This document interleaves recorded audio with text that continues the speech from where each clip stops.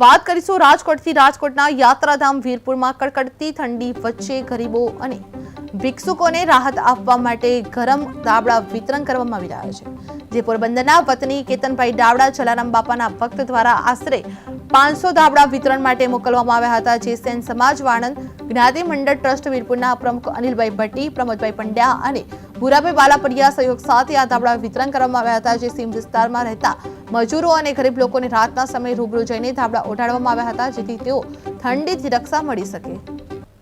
જય જલારામ, મારું નામ કેતન દાવડા છે। હું પોરબંદરથી આવું છું। શ્રી તિરુપતિ સેવા ચેરિટેબલ ટ્રસ્ટ પોરબંદર હું ટ્રસ્ટી છું અને આજે રોજ અમે વીરપુર ગામમાં આવ્યા છે 501 ધાબળાનું વિતરણ કરવા માટે। અને આ વિતરણનું અમને આયોજન આપ્યું છે અમને શ્રી જલારામ મંદિર કોમ્યુનિટી સેન્ટર ગ્રીનફોર્ડ લંડન દ્વારા અમને વિતરણ કરવાનું આપ્યું છે। અને આ વીરપુર ગામમાં અમે આવ્યા છે એનો અમને સાથ સહકાર માટે આવ્યો છે રઘુભાઈ, પ્રમોદભાઈ અમને ખૂબ સપોર્ટ કર્યો છે, ખૂબ આયોજન કર્યું છે। આજે અમને ગર્વની વાત છે કે વીરપુર જલારામ બાપાના ગામમાં આવ્યા છે વિતરણ કરવા માટે। તો આ 501 ધાબળાનું વિતરણ કરી અને લોકોને ગરમ ધાબળા આપી અને અમે